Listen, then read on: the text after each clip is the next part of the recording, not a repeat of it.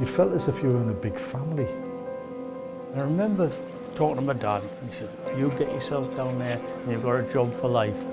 Little did I know he really meant it. It used to be so bustling, lots of things going on, the noise and atmosphere that created. The machines were singing along. I'm tingling now thinking of just great spirit, just shows what can be done when people work together.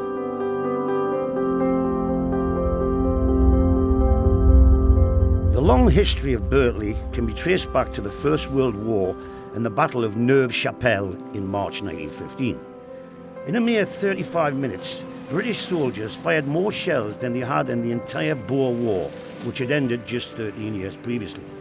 The country was outraged at this failure to support their men, and the so-called shell scandal led to the downfall of the government and the launch of an ambitious programme to build new munitions factories to properly equip a modern army.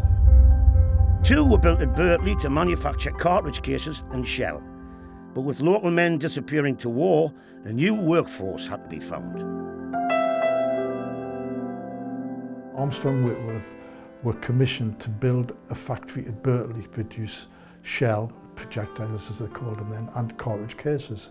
They selected Birtley. It was on a main railway line, which was very important for transportation in those days. They had experience in Birtley of engineering, but they realised that there was a labour shortage. So the Belgian government were in exile in London at the time, and they had lots of wounded soldiers who couldn't go home to Belgium because Belgium was partially occupied. And they wanted to contribute to the war effort in some way. It's a very important part of Birtley's life, but it only actually lasted 3 years. They came here in something like late 1950 and early 1960, and they were away by the end of 1918. They made something like 1.5 million shell when they were here. The shell factory was run by men, but when they come to the cartridge case factory, there wasn't enough men in the area, so they recruited female labour from the area, and there were 2 separate factories. They actually had a fence around them. There's like 1,200 women from the local area came to work in the cartridge case factory. They were very keen to come here because, for one reason, their fathers, brothers, husbands or sons could have been fighting in the war, and this was their contribution to the war effort. But also they were making fantastic money compared to what they had done previously. When the end of the war was becoming very likely, the government acted very quickly, and they didn't want to be caught in an embarrassing situation. They were having servicemen coming back from the war, and they had 6,500 Belgians who lived in much better housing than the local people did. They had electricity, they had inside toilets, they had running water. Anyway, the Belgians returned over about a 4 or 5 week period in the end of 1918. They were shipped out of Hull across the North Sea and to Belgium. It took them about 3 days to get there because the North Sea was still mined, but they were so keen to get them back, and they were so keen to get back that they took a little circular route to get there.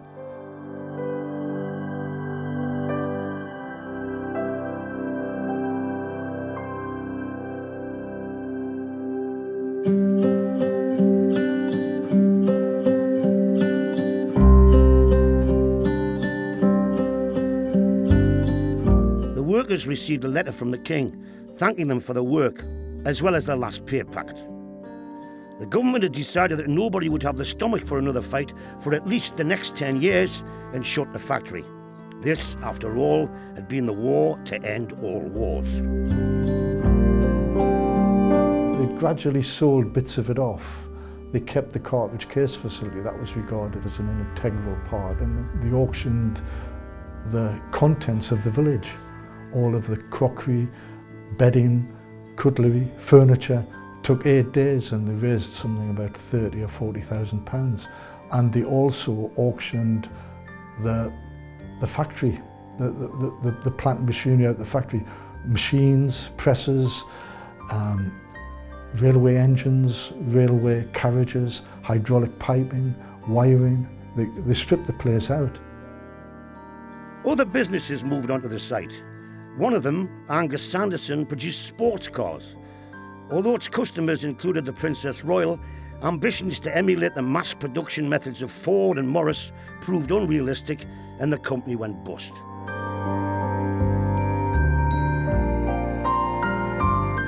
By the early 1930s, it was becoming apparent that Britain could be facing war again, and its soldiers and their guns would need vast quantities of ammunition. They were doing surveys of this site in 1934, so they realised then that they were going to have to sort of do something fairly quickly.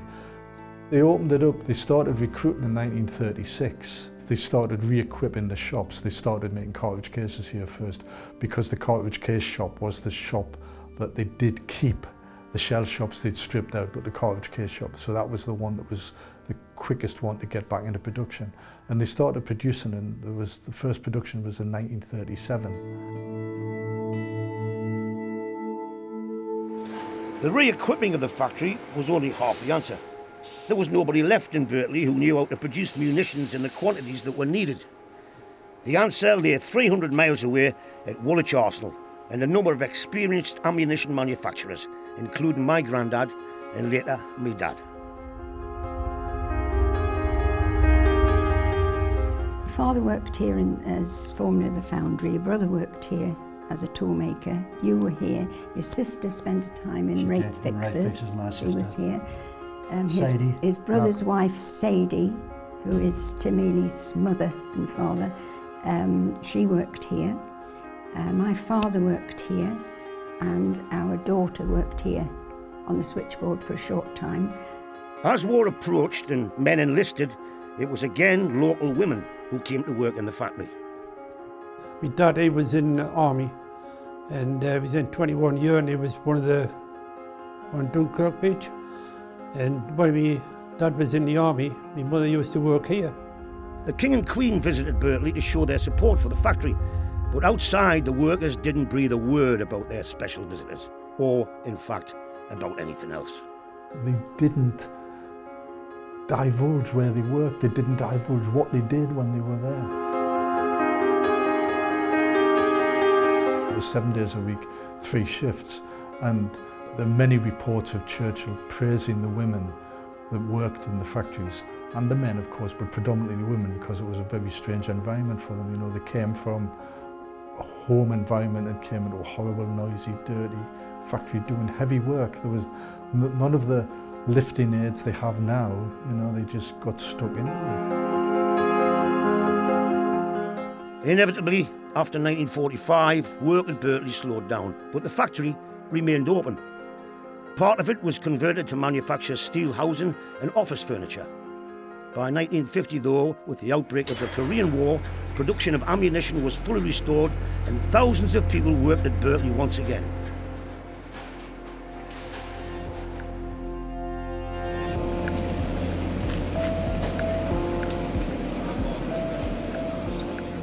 Going in the factory, I couldn't believe it. The crowd and the buses outside. And it was unbelievable. And when I was walking down, it was just like if you were going into a football match. And I got myself lost. And I asked somebody, and he took us into the North Case. And that morning just changed my life completely. So this was the door that you came through when you started in the case shop? Yes, this is the door I officially came through. Going back to 1952? Yeah. 60 years? Yeah. This is your first day walking through this door? They told us to stop here till somebody come downstairs. What was it like, the noise that hit you through the door? Just coming in was absolutely deafening. You just couldn't hear yourself talking. And on that side was the heavy side, where they made all the big cases. 40 odd years then when you came in Yeah. that day? Yeah. Or were you thinking, I want to be away home at dinner time? There was a fleet of buses, I would imagine 20 or more. Oh, yeah. Going all over, so the gates opened and everybody just flew out on the buses, and within 5 minutes they were all gone. And they brought them there in the morning, didn't they? Yeah, you know, buses came, special buses. But there was still a fair nucleus of people who lived in Birtley and walking distance of Birtley, you know. So, I mean, I got a job here because I could just run to work in the morning and be late, you know. Well, you were never late. I was never late. We used to get a minute to allow to get in. You were allowed an extra minute. And I always used that extra minute to get in.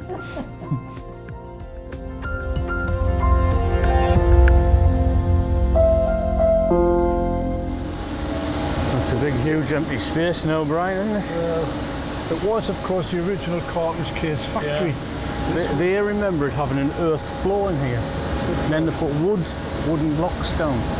But of course, we both worked in here in the 80s when we put the floor formers in the MLRS kit in. Yes. Well, that's the thing. One of the things I remember about this shop when I first started, it was called the medium case shop.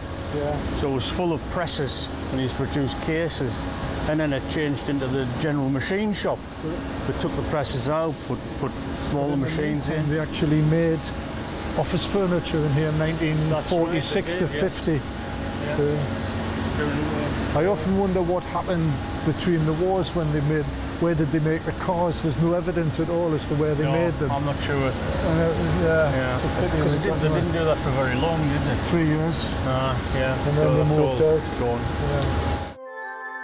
The work was hard. Came in here about 3 years ago and they took us into the shops and that. And I couldn't believe it. And I seen my first robot. And in the 50s, we were the robots. What they used to do was put the case into there. You used to press the button. You used to go around. Now there's 3 on here altogether. So one would go around there. It would get headed, you would go around the next one, and if you come around here, you would press this here, shove that down. The grab would grab the case, then fetch it up. You would take the case off, put it in the Ristilly, you would rub the die. With tallow? Yes, and then you would send it around, then you would do the operation again. That would go on all day. How many of these would you do a day again? Well, I can't remember the figure, like, but it would be around probably 500 or something like that. 500, Yeah.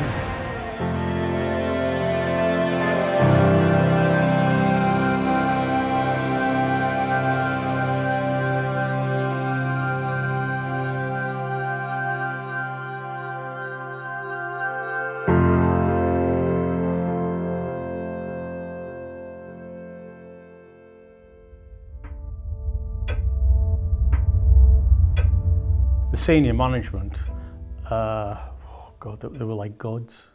You didn't speak to them. You tried not to look at them when they came around, and they, as I say, they commanded a lot of respect. Even your foreman and your assistant foreman, they were people to be reckoned with. There was a director called Mr. Morgan, and he was very strict. He was. Everybody was frightened of him, but he was the one who got the factory back on its feet again. He made his way up the tree, but when he got to the top of the tree, Yeah. he was a real gaffer. He was. Oh, I was, make a mistake out the door, and they used to say, oh, yeah, you can't just do that. You can't just get rid of him, because he'd been in private companies, and that was how it was. Make a mistake, out. Walked around with a pipe. It was very hard to understand, and if he rang you on the tannoy system and you picked it up and he would say, bring the old and afterwards you put it down and you thought, what did he say? I'll be in trouble if I don't take the right thing up. And everybody was laddie, from the down over. Everybody below him was, what are you doing, laddie?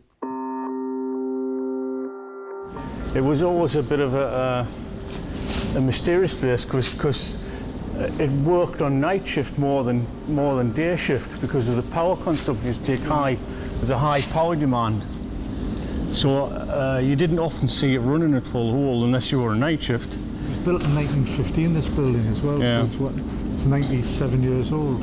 Yeah. They also melted the pre-decimal currency in here. I did, yes, I remember that. The MOD police were standing in here with bags of copper nickel that was being Yeah, so melted but down to make sure. that took about 6 months, I remember that. And the local shops all sold out of these little books that told you how valuable the coins, various coins were. You know, 1953 penny, and half the workforce were running through these, and you eventually found one, a penny that was worth perhaps 2 shillings at the time. Hence the presence of the MOD police. Yes, but also as well, the coffee machines were decimal coinage, but the old halfpenny was the same size as was a tuppence. Oh, right. And so instantly all the coffee machines in sight were filled full of wooden money.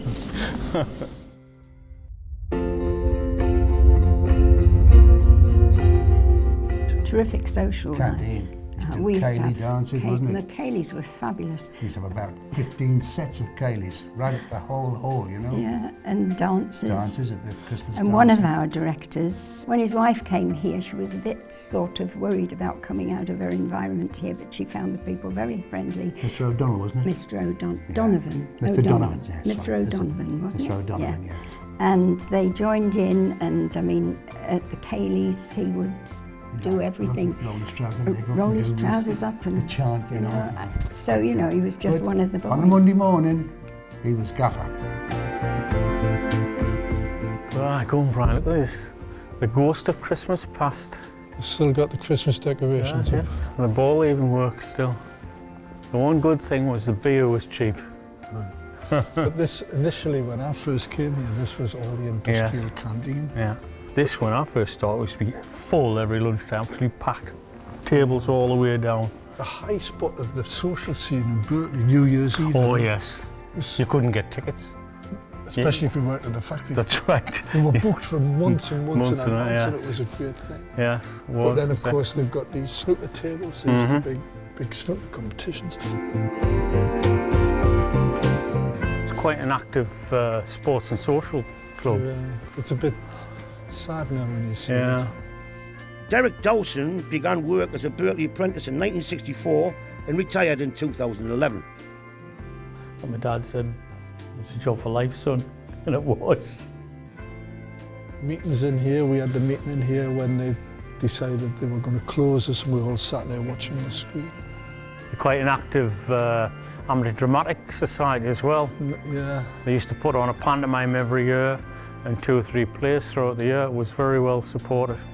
I don't know if it's true, but I was told that the workers' playtime was broadcast from here. But believe it or not, that's before my time. Huh.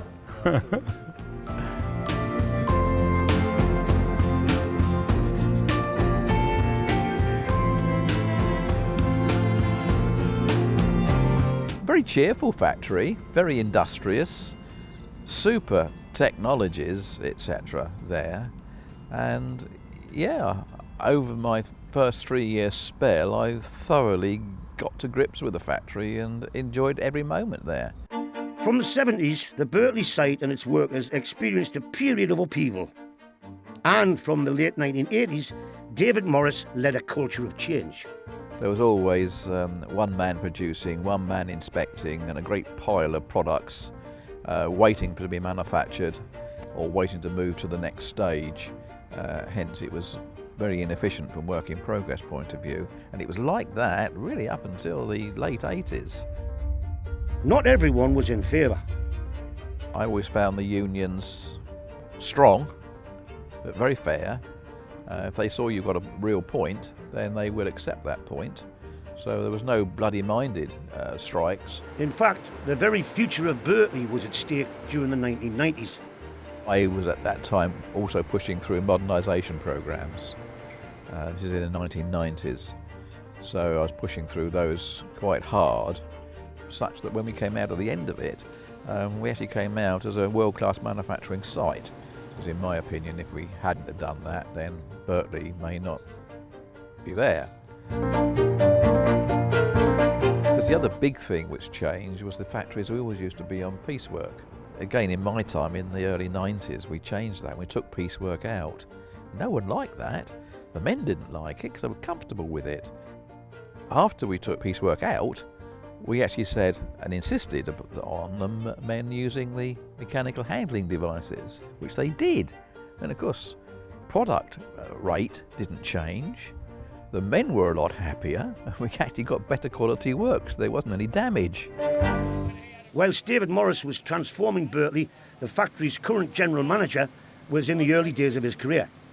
It was back in 1987. I applied for an apprenticeship. I think it was a help having a family member here, especially a well-respected guy, which my dad is or was. So I applied. I think it was 400 people at the time for 6 jobs. But as I say, I think I had a helping hand in there. And I started on the 10th of August 1987.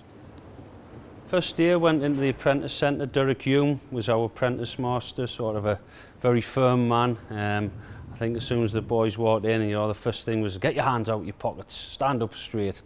But it's all, you know, excellent grounding in life, you know, working in the factory with the likes of Derek and the other skilled men and apprentice masters, you know, they learnt you not just your trade, they just learnt you so much more than that. The new millennium saw Birtley's future again under threat. From when I started back in 1987, I think there was 1,100 employees, and that sort of dwindled down through the 90s. And then 2001, unfortunately, I think it sticks in my mind, it was the 17th of December. On Monday, we all arrived at work, and there was a placard at the gate to say, could everybody go to the canteen? And there was an announcement by the directors of the time that the factory was going to close. The volumes weren't great enough to sustain the business. Managers, unions, workers, the families, MPs and the community refused to accept closure. We did come up with an alternative case, and it was accepted by the board. And on the 8th of April 2002, the directors agreed to the business case, and the decision was reversed. In 2007, BAE Systems Managing Director Charlie Blakemore secured the future of the munitions business through a long-term agreement with the Ministry of Defence. But while it guaranteed orders, the demands of the new contract meant that a move from the outdated Birtley site to a purpose-built factory at Washington was inevitable. We spent £75 million on the facility, and it gives the UK troops surety of supply, affordability moving forward for their munitions.